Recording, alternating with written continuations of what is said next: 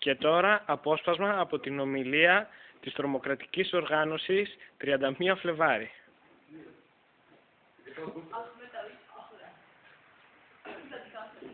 Ποντιακή είναι. Ποντιακή είναι αφού είναι 31 Φλεβάρι. Τραβάει. Παιδιά, πάμε να φύγουμε.